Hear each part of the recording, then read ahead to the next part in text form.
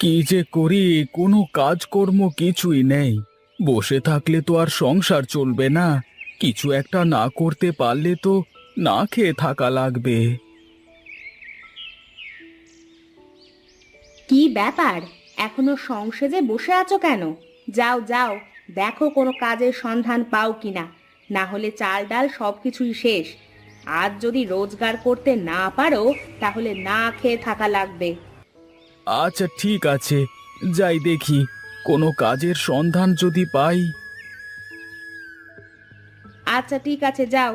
তবে আজ চাল ডাল না কিনে বাড়ি ফিরবে না, এই আমি বলে দিলাম। সে কেমন কথা গিন্নি, তুমি এমন কেন করছো?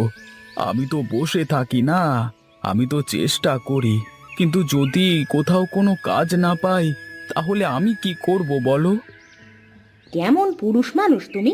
বউকে খাওয়াতে পারো না? কি আর করব বলো, সবই আমার ফাটা কপালের দোষ। এত চেষ্টা করি, এত পরিশ্রম করি, কিন্তু কোনোটাতেই কোনো কাজ হচ্ছে না। আমি এত কিছু জানি না বাপু। হয় তুমি রোজগার করে আনবে, নইলে আমি বাপের বাড়ি চলে যাব। ঠিক আছে গিন্নি, তোমাকে কোথাও যেতে হবে না। আমি কোনো না কোনো ব্যবস্থা ঠিকই করে আসব।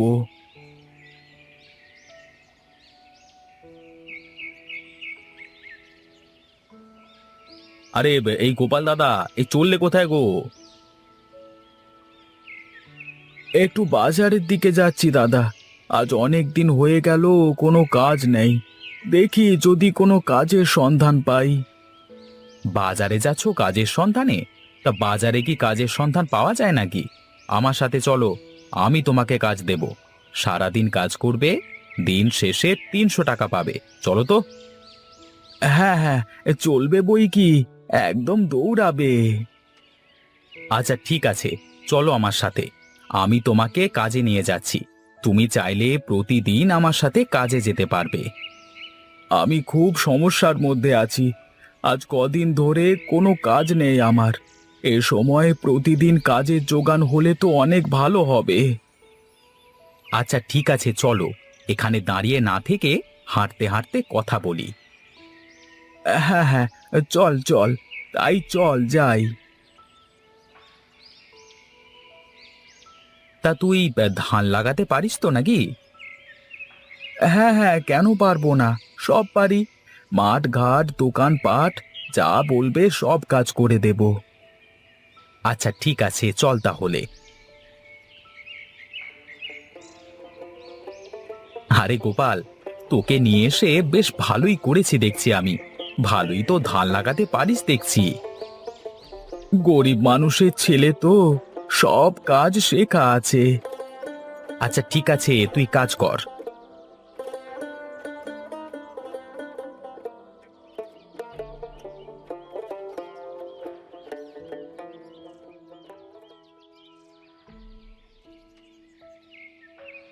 কি ব্যাপার নগেন, ধানের জমিতে গিয়েছিলিস নাকি তুই? কতজন লোক কাজ করতে এসেছে আজকে? হ্যাঁ জি মালিক, এই সকাল থেকে ধানের ক্ষেতের দিকে যায়নি। কি অবস্থা তার তো কোনো খোঁজ খবর পাইনি। অনেক দিন হয়ে গেল ধান ক্ষেতের কাছে যাওয়া হয় না। চল তো গিয়ে দেখি কি অবস্থা। এখন যে আর কি হবে, দুপুর হয়ে গেল, মাঠে এখন কড়া রোদ। এর মধ্যে যাওয়ার কোনো দরকার নেই। একটু পরে তো এমনিতেই শ্রমিকদের হাজিরা দিতে হবে। আচ্ছা বেশ, তাই হবে। তাহলে একটা কাজ কর তুই, বাড়ি যাবার পথে একবার দেখে যাবি যে কতগুলো লোক কাজ করছে, কেমন? আচ্ছা বাবু, ঠিক আছে, আমি দেখে তারপর বাড়িতে যাবো ক্ষণ। আচ্ছা বেশ, তাহলে আয় এখন।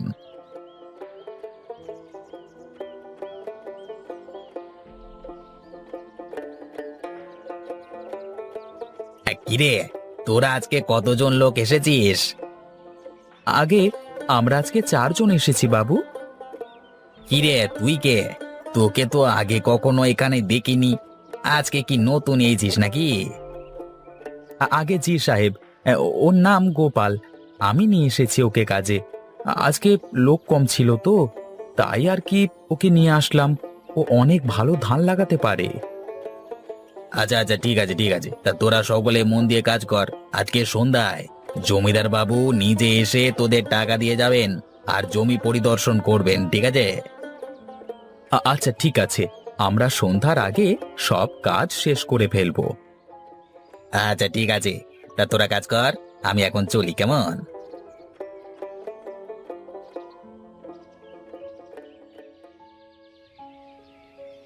তাহলে তোরা আজ কজন কাজ করছিস? আগে জমিদার বাবু, আমরা আজকে 4 জন কাজ করছি। তা তোদের কি পুরোপুরি ধান লাগানো হয়ে গেছে নাকি? হ্যাঁ জমিদার বাবু, আমরা সব কাজ করে ফেলেছি। আচ্ছা, এই নে, তোদের হাজিরা নিয়ে যা এক এক করে।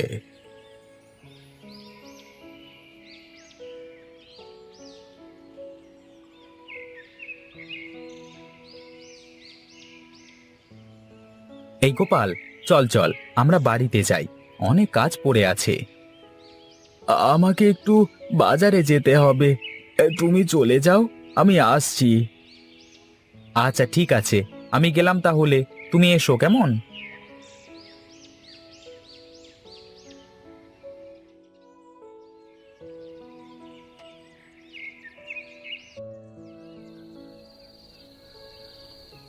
আরে এ কি, বাজারে তো দেখছি কেউ নেই। এবার গিন্নিকে গিয়ে কি বলবো আমি? যাই হোক, টাকা আছে তো, গিন্নির হাতে দিলে গিন্নি খুশি হয়ে যাবে। যাই যাই, বাড়িতে যাই।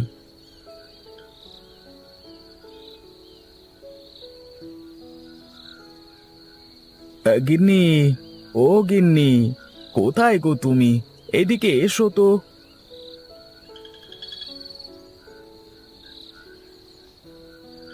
যাক বাবা, ভালোই হয়েছে, গিন্নি দেখছি ঘুমিয়েছে। এখন আর গিন্নিকে ডাকছি না, কাল সকালবেলায় বাজারে গিয়ে বাজার করে গিন্নির হাতে দেওয়া যাবে।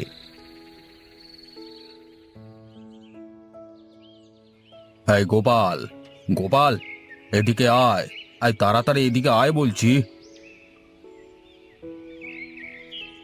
আরে জমিদার বাবু আপনি? এই গিন্নি, দেখো দেখো, হে জমিদার বাবু, তোমার যদি বিশ্বাস না হয় তবে হে জমিদার বাবুর কাছে জিজ্ঞাসা করে দেখো আমি কাজ পেয়েছি কিনা। আচ্ছা হয়েছে হয়েছে, বুঝেছি তুমি কাজ পেয়ে গেছো। এখন জমিদার বাবু কেন এসেছে তাই শোনো আগে। হ্যাঁ, তা জমিদার বাবু আমার কাছে কি দরকারে আসলেন? আমাকে খবর দিলে আমি নিজেই চলে যেতাম। তোর বাবা আমাকে আজ থেকে অনেক বছর আগে তোর এই বাড়িটা আমার কাছে বন্ধক রেখে অনেক টাকা ধার নিয়েছিলেন। এই কাগজে সব লেখা আছে। মানে, আপনি এসব কি বলছেন? আমি তো কিছুই বুঝতে পারছি না জমিদার বাবু। তুই বুঝিস বা নাই বুঝিস, সেসব দিয়ে আমার কাজ নেই। তুই কালকে বাড়িটা খালি করে দিবি, কেমন? বাবু, আমি তো এসব কিছুই জানতাম না, আমাকে কিছুটা সময় দিন, আমি সব টাকা পরিশোধ করে দেব।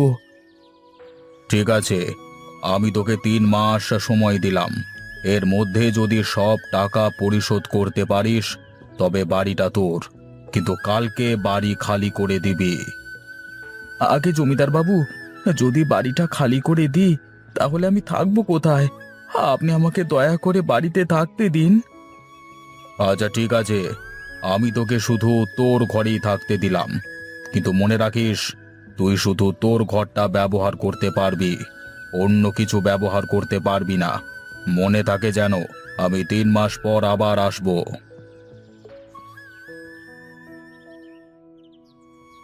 তুমি থাকো, আমি চললাম আমার বাপের বাড়ি। যেদিন রোজগার করার মুরদ হবে সেদিন তুমি আমার কাছে আসবে।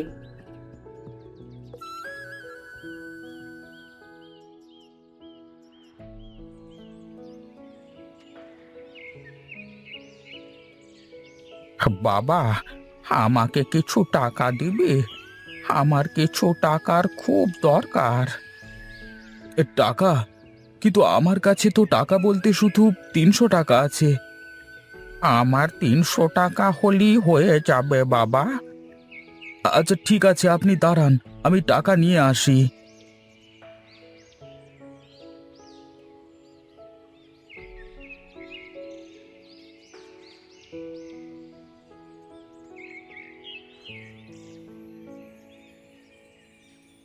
আমার কাছে তোকে দেওয়ার মতো এই আম গাছ ছাড়া আর কিছুই নেই রে বাবা।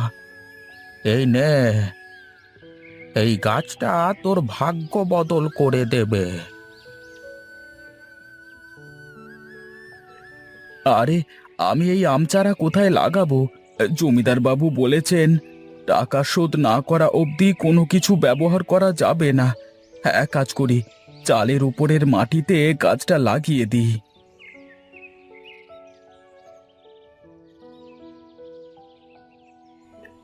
আরে বাস, এ তো দেখি অনেক আম ধরেছে আম গাছে। এখন আমি এই আম বাজারে বেচে জমিদারের সব টাকা পরিশোধ করে দিতে পারবো। যাই যাই, কিছু আম পেড়ে নিয়ে বাজারে যাই, বিক্রি করে আসি।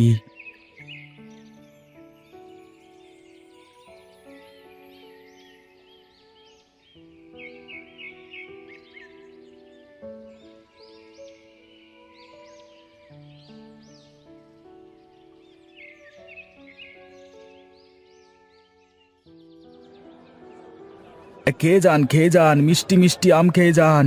একবার খেলে বারবার খেতে মন চাইবে। মিষ্টি মিষ্টি আম খেয়ে যান। দাদা, আমাকে আম দাও তো, আমাকে 5 কেজি আম দাও। আমাকেও দাও, আমাকে আগে দাও, আমাকে 10 কেজি আম দাও। আহা, থাম থাম, আমি সবাইকে আম দেব, একটু থামো তোমরা।